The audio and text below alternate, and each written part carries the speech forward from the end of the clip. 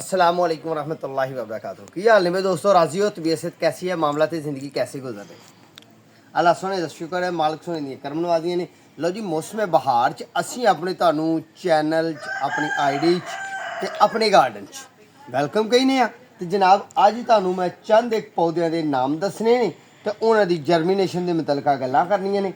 ते आ साडे गार्डन दा सब तो ज़्यादा खूबसूरत साडे पंजाब दे विच लाइक किया जाने वाला फुल जनाब, इनू असी गुलाब कहने आ। अच्छा, गल ये है, गुलाब तो गुलाबी तो बनया, गुलाबी तो आ होया ते आ भी तो गुलाब ही है ना। आ मल्टी शेड भी गुलाब है। अच्छा, सफ़ेद रंग का भी गुलाब है, ठीक है जी। तो एक आ रंग। अच्छा, यह फुल फुल बुढ़ा हो गया, यह फुल जवानी है, गल एक ही है इन्हों दोवां दी, ठीक है जी। थोड़ा जिहा इधर नूं चलिए तो आ वेखो रंग किड्डा सोहना गुलदस्ते वाला फुल।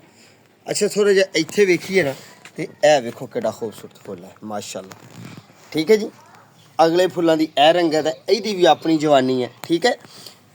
फिर एक होर रंग है मेरे कोल, इनू असी काला रंग आने क्योंकि काला ओरिजिनल नहीं होंदा, ये थोड़ा जिहा ना खूबसूरत जिहा रंग होंदा ते प्यारा जिहा रंग होंदा। एक आह कली निकी जी विच खिली, ठीक है जी।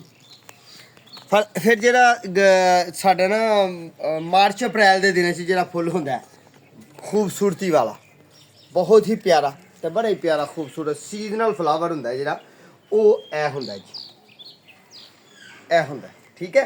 ये दिक्खो मेरे गार्डन का खूबसूरत जिहड़ा फुल ओह ऐ भी है, ठीक है जी। तो फुल्लां दी गल ये है कि जे तुसी मेरे गार्डन नूं लाइक करदे हो, प्यार करदे हो, मुहब्बत करदे हो तो मेरी आईडी नूं तुसी सबसक्राइब कर लैना ते टल्ली दे बटन नूं भी दबा लैना ताकि तुहाडे वास्ते आसानी होए ते मेरे वास्ते भी आसानी होए अगली मुलाकात की, ठीक है जी।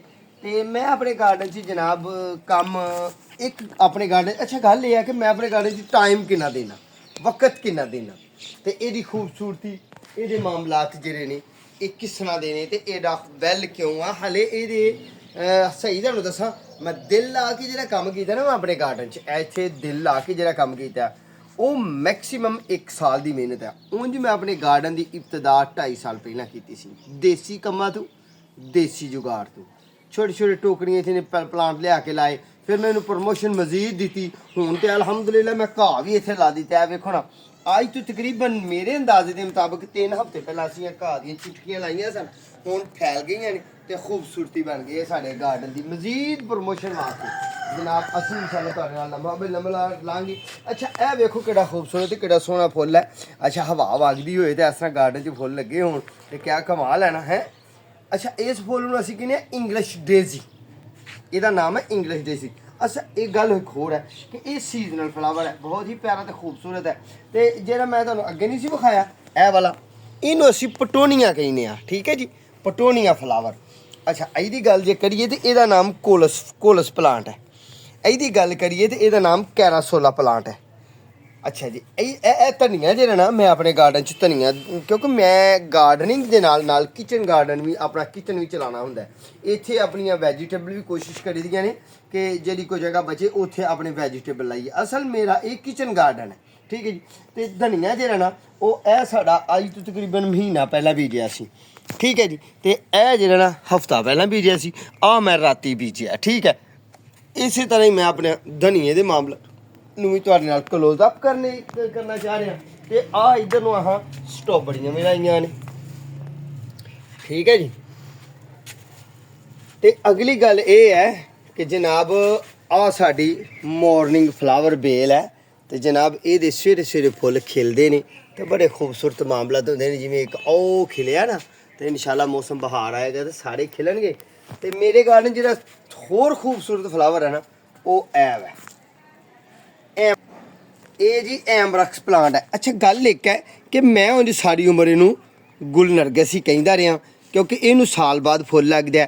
ਇਹਨੂੰ ਮਾਰਚ ਅਪ੍ਰੈਲ ਦੇ ਦਿਨਾਂ 'ਚ ਫੁੱਲ ਆਉਂਦੇ ਨੇ ਤੇ ਇਹਦੇ ਫੁੱਲ ਇੱਕ ਫੁੱਲ 15 ਦਿਨ ਕੱਢ ਜਾਂਦਾ, ਠੀਕ ਹੈ ਜੀ। ਤੇ ਇਹਦੀ ਖੂਬਸੂਰਤੀ ਆਪਣੀ ਹੈ। ਅੱਛਾ, ਦੂਰੋਂ ਕੈਮਰਾ ਮਾਰਿਆ ਸੀ ਤੇ ਆਹ ਇੱਕ ਨੇਰੇ ਫੁੱਲ ਨਜ਼ਰ ਆਇਆ ਲਾਗੇ, ਇਹ ਜੇ ਮਾਰਨਿੰਗ ਫਲਾਵਰ, ਯਾਨੀ ਕਿ ਜੂੰ ਹੀ ਧੁੱਪ ਜ਼ਿਆਦਾ ਚੜਨੀ ਹੈ ਤੇ ਇਹ ਫੁੱਲ ਨੇ आपे ही मुरझा जाना। ये फुल की मैक्सीमम उम्र जी 4 घंटे पाई जाती है टोटल सुबह के टाइम। तो जे वेखिए पपीतियां वाल तो आ साढ़े पपीते ने। गार्डन मैं अपने मेहनत जी करना, जी गल तुहानूं दस्सण दिया सा कि मैं अपने गार्डन च मेहनत करनी कि नहीं है टोटल।